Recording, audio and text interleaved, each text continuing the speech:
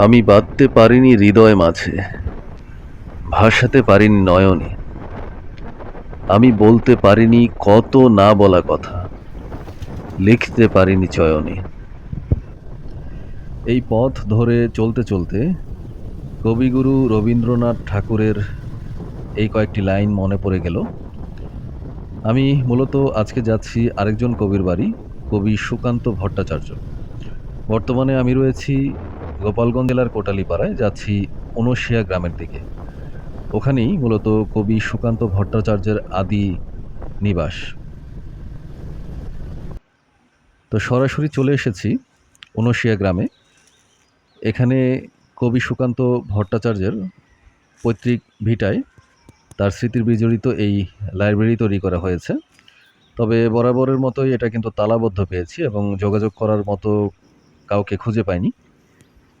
তবে পূর্বে আমি এখানে এসেছিলাম, ভেতরে ঢোকার আমার সুযোগ হয়েছে। ভেতরে লাইব্রেরি আছে এবং তার পাশাপাশি ওনার স্মৃতি বিজড়িত অনেক ছবি রয়েছে। যদি আপনাদের কখনো সুযোগ হয়, আপনারা এসে ঘুরে যেতে পারেন। সুকান্ত ভট্টাচার্য বাংলা সাহিত্যের একজন বিখ্যাত কবি, যাকে বিদ্রোহী কবি বললেও ভুল হবে না। কারণ দ্বিতীয় বিশ্বযুদ্ধ সহ সমাজের নানা অনিয়ম ও দাঙ্গার বিরুদ্ধে তার কলম ছিল সর্বদাই সচল। কবি সুকান্ত ভট্টাচার্য জন্মগ্রহণ করেন কলকাতায় ১৯২৬ সালের ১৫ই আগস্ট। কবি সুকান্ত ভট্টাচার্যের আদি নিবাস ছিল বাংলাদেশের গোপালগঞ্জ জেলার কোটালীপাড়ায়। তার ঠিক পাশেই সরকারি উদ্যোগে একটি মঞ্চ তৈরি করা হয়েছে এবং উনশিয়া গ্রামের কবির পৈতৃক ভিটা আজও একটি স্মৃতি বিজড়িত স্থান হিসেবে কিন্তু পরিচিত।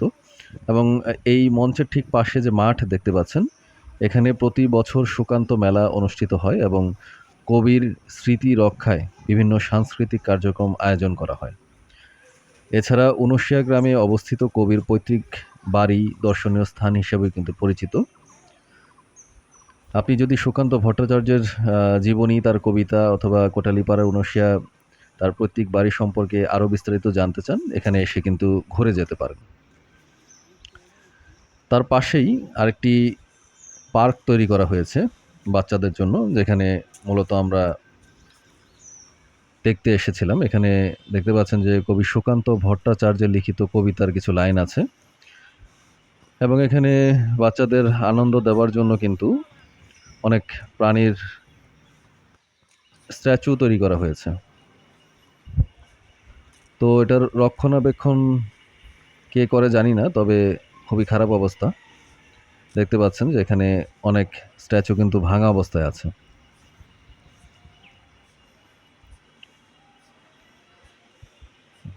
ভেতরে বাচ্চাদের খেলার জন্য কিছু রাইডও আছে ছোটোখাটো। তবে এটার আরও দেখভালের প্রয়োজন রয়েছে, কারণ এখানে দেখতে পাচ্ছেন যে স্থানীয় যারা আছেন তারা কিন্তু ছাগল চড়াচ্ছেন এবং যে স্ট্যাচু বা রাইডগুলো তৈরি করা হয়েছে এগুলো কিন্তু অনেকটাই দেখা যাচ্ছে যে ক্ষতিগ্রস্ত হয়েছে।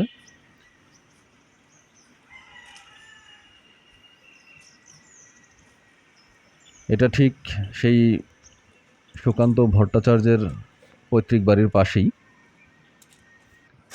আপনারা আসলে দেখতে পাবেন। তো ভিডিওতে দেখতে পাচ্ছেন যে আমার ছোট শ্যালক সে দোলনায় দোল খাচ্ছে। আমরাও আর থেমে থাকতে পারলাম না, ছোটকালের সেই স্মৃতি বিজড়িত রাইডে ফিরে গেলাম। সি বলা হয়।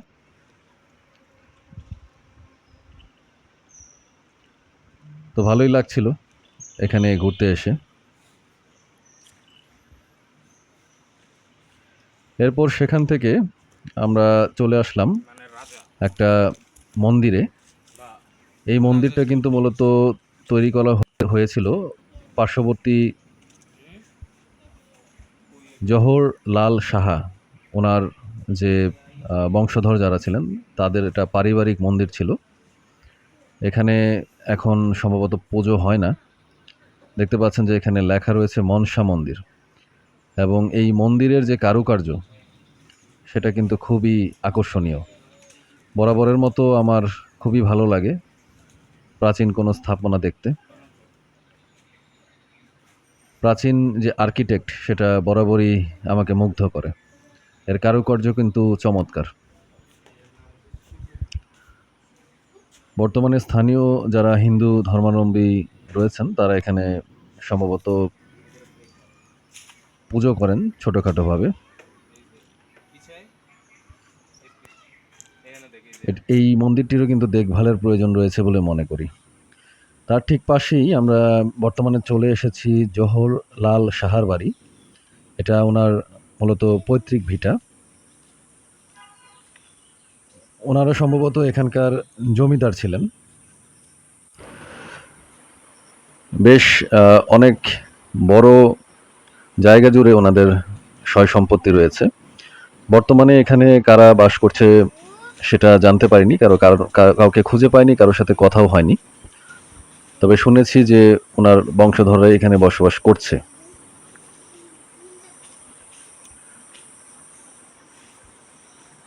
প্রাচীন এই জমিদার বাড়িটিও দেখতে কিন্তু খুবই চমৎকার।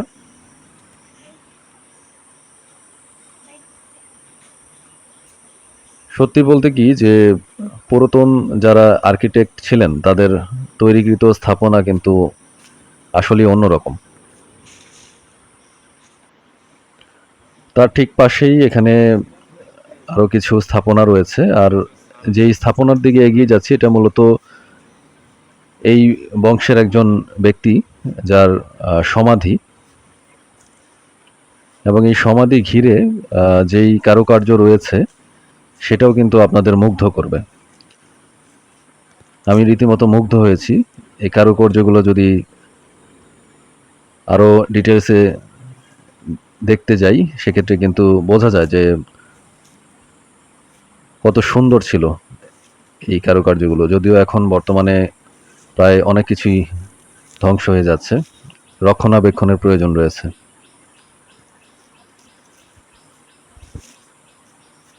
ঠিক এ পাশটায় যার সমাধি মূলত ওনার সম্পর্কে লেখা রয়েছে, দেখতে পাচ্ছেন।